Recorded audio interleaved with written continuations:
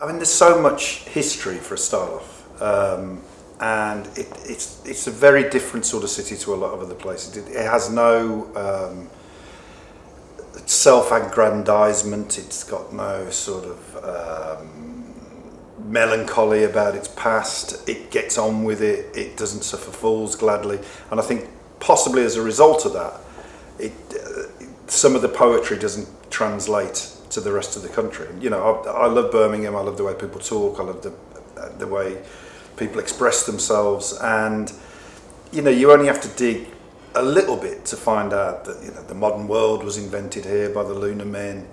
You know, the Industrial Revolution began here. It's got so much history going on, and all the way back to the Mercians, and you know, this part of the world, and Tolkien felt it, and Tolkien wrote it, but again, that connection was never properly established by the city itself, that this is Middle Earth, you know, so why not have some fun with that, and I just think that a lot of other places are happy to mythologise themselves, and we have sort of been too realistic to do that, and I think it's time we stopped and started just realising that this place is great for film and for fiction.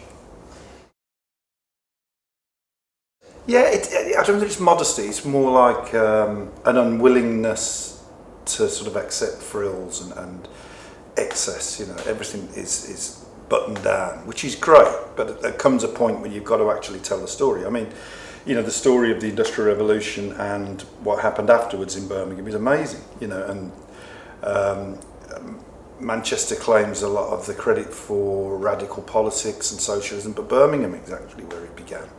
The arts and crafts movement began here. You know, it's always been a hotbed of culture and change and innovation. And I think people in Birmingham, all they need to do is look around them and not be afraid to mythologise their own lives. I don't know, it may be so, I don't know, I mean, there's various theories. I think that it may be proximity to London in the past has been a problem, because the magnet that is London has attracted people, including myself, from Birmingham to London to go and work there, because it's sort of, you feel it, you feel the pull, and I think maybe if you're further north, there is more of a sort of a difference, and people do tend to stay. I think now, in the way things are now, is that because communications are so much better and geography doesn't really matter anymore, I think Birmingham will come into its own, possibly because it's close to London and because it's now part of a whole unit of potential creativity. And you know, if you talk to American filmmakers, the distance between South Birmingham and London is nothing. You know, it's an outskirts of London, effectively, in terms of travel and transport. But what I want to do is get people here for that reason, and then to understand the backlot is second to none with all the Warwickshire and Worcestershire countryside. The city is a big modern city that looks great now. You know, it's a perfect place to actually make a film. I don't know specifically. I imagine with the BBC it was, you know, there was a feeling that it should be decentralised, that it should be out of London, and that if you're going to decentralise, Birmingham wasn't far enough, whereas Manchester felt like the north, and so that's why they did it. But you know, other people make decisions. It's like when they closed, you know, a big multinational closes a factory in a city. They do it for their own reasons. Let them get on with that. I think the important thing in the creative industry is that the people in this area in Birmingham have the power to just do it anyway, to just do it for themselves, because with the creative industry you can, you know, if the script's good, the idea's good, the performances is good, it doesn't make any difference. People all over the world will watch it, and so we don't have to wait for, you know, Mitsubishi or Datsun or someone to build a factory for us. We build our own just from ideas. And I think, you know, all it takes is, what really works, I think, is when groups of 3 or 4 or 5 people get together like-minded and just do stuff and just get on with it. And if you start doing that, then I think other creative people are attracted to you, craftsmen are attracted, and the industry starts itself. So I think it's starting things, finishing them and making them is the main thing, because we don't need factories, we don't need workshops, we can do it anywhere. There's always resistance in media, film, more so in film than television. There's always resistance to things that haven't been done before, because it's a shot in the dark. You don't know if it's going to work or not. So, with something like Peaky Blinders, it would have been much easier to sell it if it was set in the East End, because people get that East End gangster. It's been done before, so it's got a track record.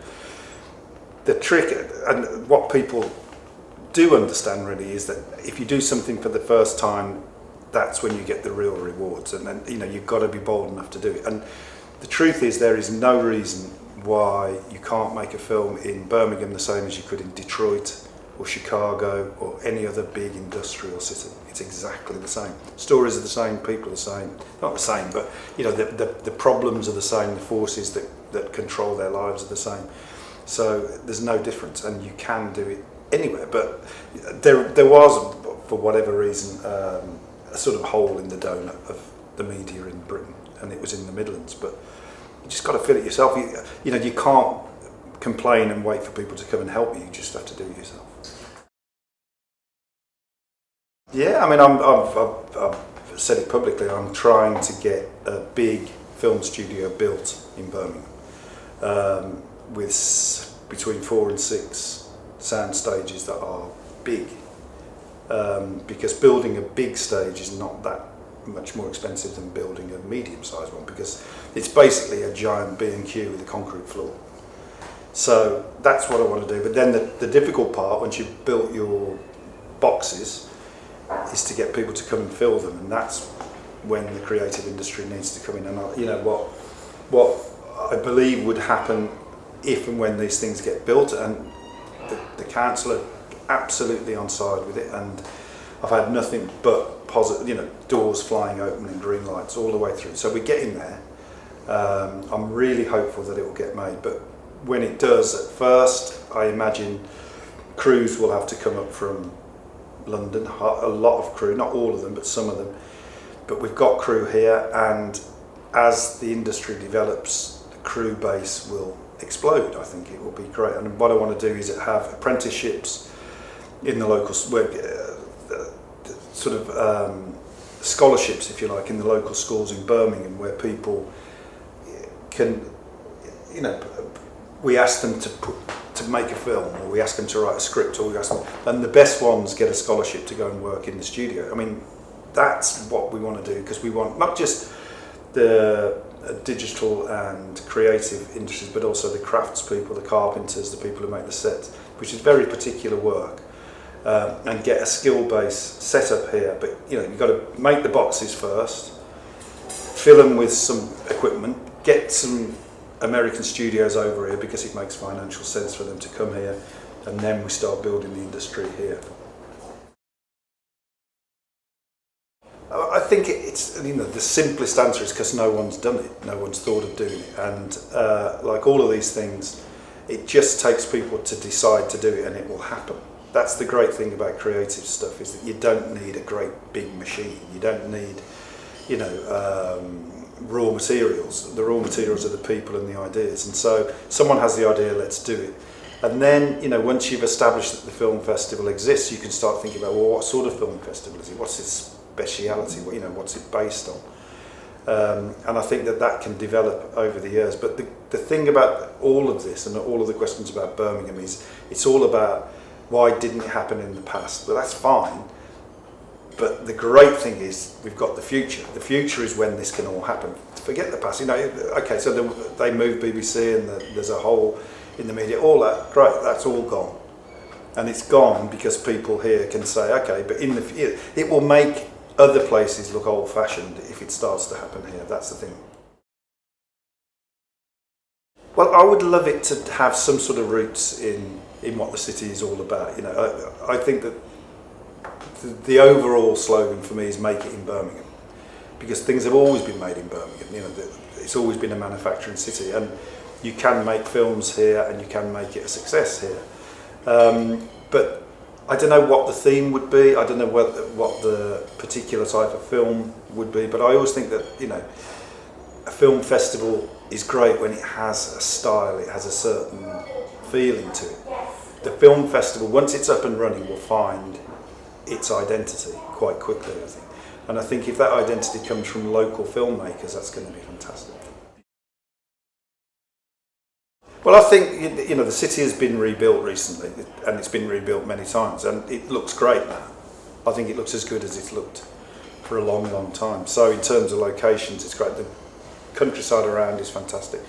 And I think there's a willingness to tolerate filmmakers here, which you may not find elsewhere, because I think people here are inquisitive, they like it, they understand that it's good for the city, you know, in the way that New York was a terrible place to make a film until the people of New York decided it was going to be a great place to make a film, and then suddenly everybody was making films there, because the people who ran the city and the people of the city understood that it was helping, you know, when their image was terrible and nobody wanted to go, they understood that the way to improve it was to get people to make films there. Our image isn't terrible, it's not, you know, it's not seen as a terrible, bad place. There's an element of invisibility about it, but that's up to, I think, the people of Birmingham to do something about it. And I think, you know, you've got however many different cultures and races all within the one city, so that can be attractive to filmmakers as well.